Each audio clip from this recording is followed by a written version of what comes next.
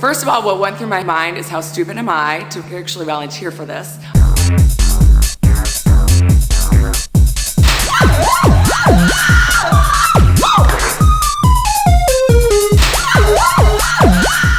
Hey, what is good, guys? It's here. Welcome back to the channel. And today we're talking about editing. We're talking about iPad Pro and how to edit and be mobile in the same time, how to create amazing photos on your mobile devices, and especially on the iPad Pro, because that's what I'm going to talk about today. And I'm going to show you my workflow, how I'm importing, how I'm exporting, how I'm editing my photos, and get the results that you probably saw on my Instagram. If you didn't, go ahead and follow me at Vox Images, as well as subscribe to this channel for more videos like this. And if you like them, if you enjoy them, give them a thumbs up, helps a lot.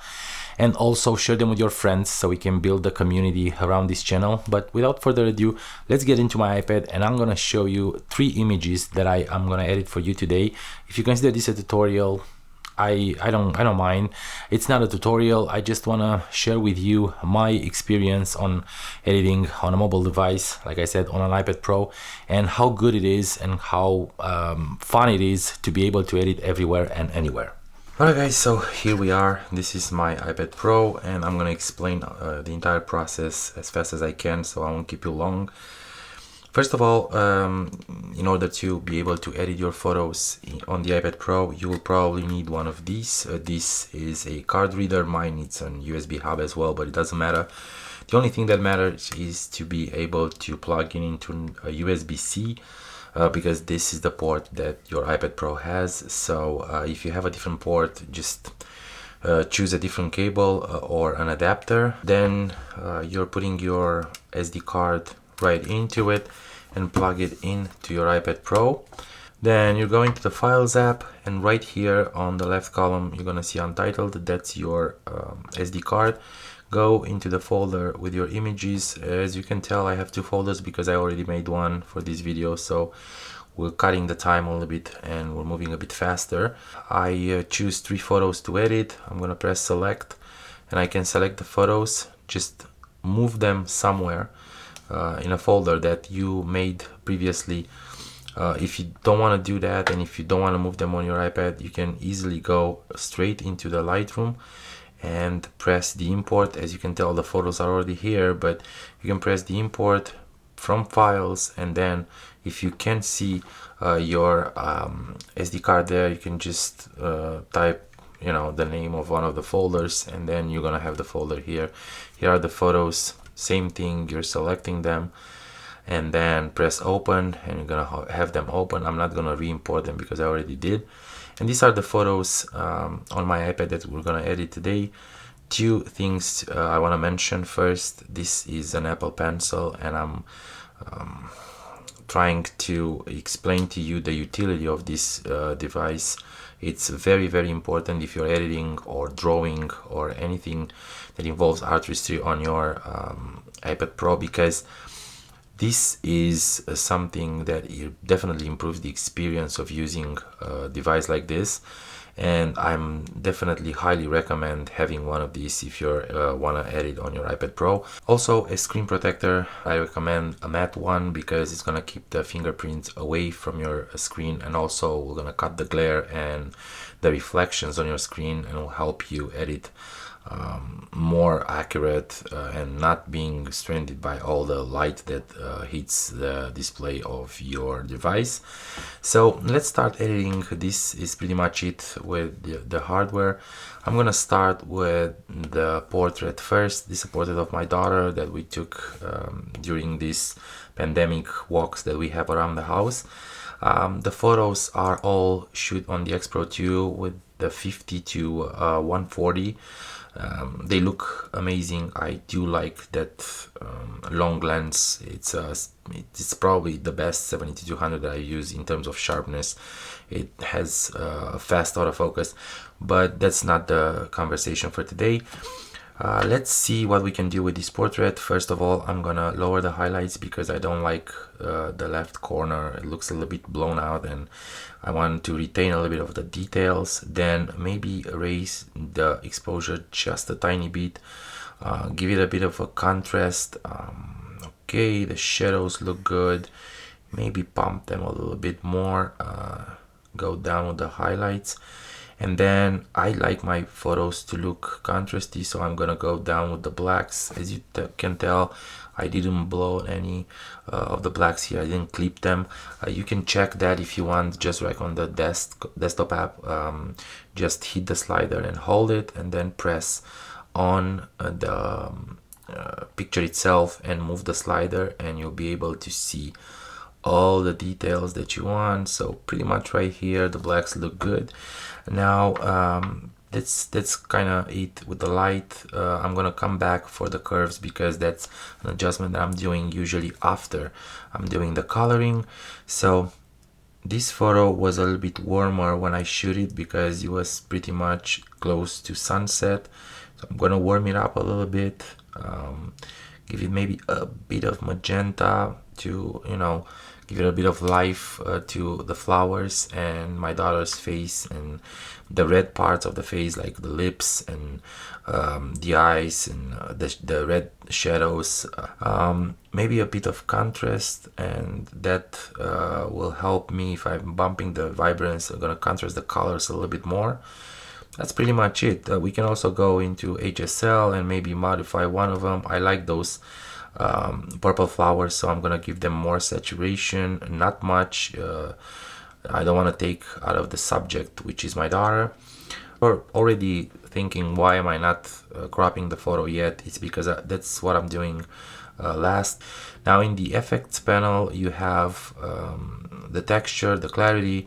I'll probably give it a little bit of a texture and then take the clarity down because I want it to be soft and beautiful. If you look at her face, it's already soft and nice, but if I'm going the clarity down, see, it softens the face. So I'm gonna go, I don't want to destroy the texture, though I gave this photo a little bit of texture. I don't want to destroy the entire skin texture.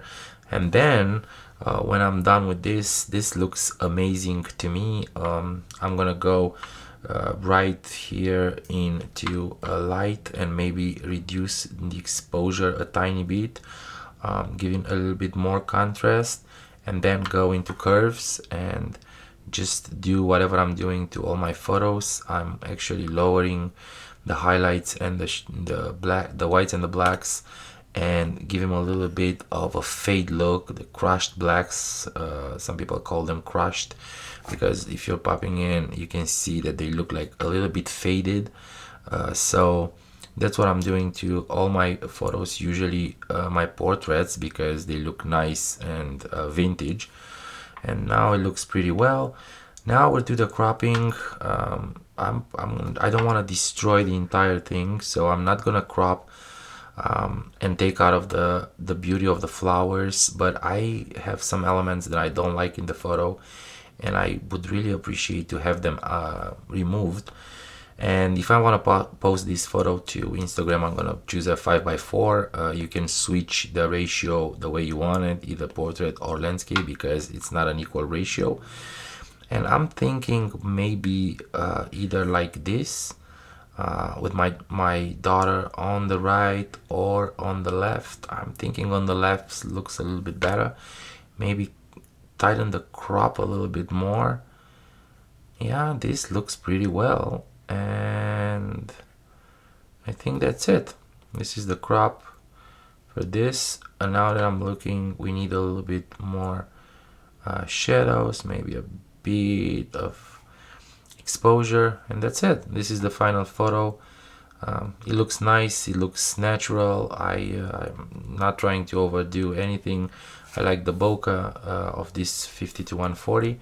So let's get to next photo. You can either swipe on this photo right here and get to the next one. This being the last one, it doesn't go anywhere. I think you can set up in settings to be in loop. So I have to go back. This is another photo. She was coming towards me. Like I said, I was with the 50 to 140, if I remember correctly, and she was very close to my lens when I shoot this, and still the focus was beautiful. Yeah, let's start editing this. As you can tell, it's sunset, so we're going to the light. I will give him a little bit more exposure, a little bit down the highlights, maybe a little bit of shadow. It looks perfect. As you can tell, her eyes are a little bit dark, which I don't like, and I'm gonna come back to that a little bit later and show you how you can improve that. I think the blacks look good. I'm gonna try and see. Yeah, they look pretty good. Then the whites, I think we need a white point. Here it is. So now we have blacks and white points. Yeah, let's go to the colors and maybe take the worm a little bit off. It's not that I don't like the sunset worm, but sometimes it's a little bit too orangey for my taste. And that's pretty much it. The vibrance, everything is perfect. I don't want to mess up with the colors because I do like the feel of this photo. Then we're going to the effects, same thing. I'm gonna lower the clarity a little bit, around 9, 10, and then give it like 3 plus 5 texture. I think plus 3. I think plus, no, it's cool. Plus 5 looks cool. And then, because it's a portrait and I love portraits, I will do the vignetting a little bit. That will give a little bit more drama. I have a problem with the midpoint. I always like to have a little bit closer to the subject and a little bit rounded around the face of the subject. And then I will feathering a little bit more. So yeah, this is something that I would do to this photo. I actually like the way it looks. Maybe just a tiny bit exposure, something like that, and a bit of contrast. Yep. And now we're going back to the curves and do, like I said, my S curve, but I'm killing the whites and the blacks a little bit to look a little bit more vintage. I know it's an old habit and I can get rid of it, but I do like the way it looks. And yeah, this is pretty much it. If you want to do if you want to do the same thing like you're doing in Lightroom, you can also go into selective edits and select the brush. Go here and check how big the brush is. You can tell it goes bigger and bigger. Just make it smaller. And let's say you want to whiten her teeth. She was all about eating chocolate lately, so. And if you want to whiten her teeth, you go in the color and just reduce the saturation a little bit. Yeah, so this is the final photo. It looks lively, it looks like full of joy. My daughter is running towards me. Her mom is behind her, trying to wave at me or something like that. So it was a fun moment. They're very rare because of the situation now, but that's why I shoot the photo, just to enjoy it more and more. And now this is the last photo, this beautiful bird that I shoot with the 50-140. It looks amazing. Look at the sharpness, look at the detail and the clarity. The colors are looking good. So the edits on this one are gonna be soft. I don't have much to do. I will probably lower the exposure a little bit, maybe give it a little bit more contrast, take down the highlights because the sky is blown up, and raise the shadows a little bit. Then if you look at the bird over here, and the feathers are looking a little bit clipped on the black, so I'm gonna raise the black just a tiny bit and maybe the whites a little bit. Now it looks pretty well.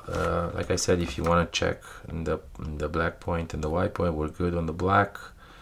Maybe a little bit more white. Yeah, that looks pretty contrasty and cool. Now in the colors, I don't have much to do. Maybe warm up the photo just a tiny bit. Yeah, pretty much there. Maybe give him a little bit of vibrance, and then change the greens to a darker green, more like a bluish green, and take the saturation a little bit down so we won't take out of the bird. If you look at here, she has some bugs in her beak, so maybe go with the oranges a little bit towards red and increase the saturation of the oranges. They will make the leaves pop, and the stems of the leaves will pop a little bit more. And that's pretty much it. Now that I look, I think it's a little bit too exposed, so I'm gonna come down with the exposure. Yeah, I think that's pretty much it. That's pretty good.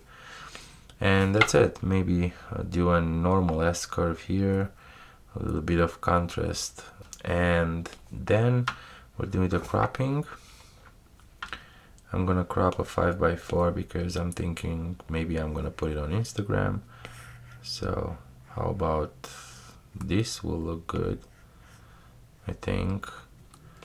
Maybe a little bit larger. Come back with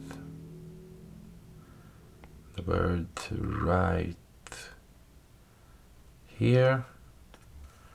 Yeah, this is the final photo in my opinion. I think it does have a little bit of blue that I don't really appreciate, so maybe I'm gonna warm it up a little bit more. Yeah, that looks pretty well. I'm pretty happy with the results. So these are the photos. I'm gonna do a slideshow so you guys can see exactly what we did, and here is the slideshow.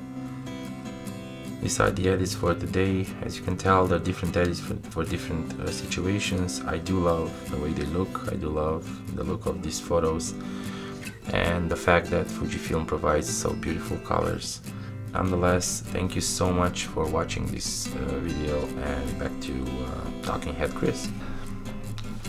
Okay guys, that's pretty much it for today. Hopefully you enjoyed this video. Hopefully you guys will take something out of it.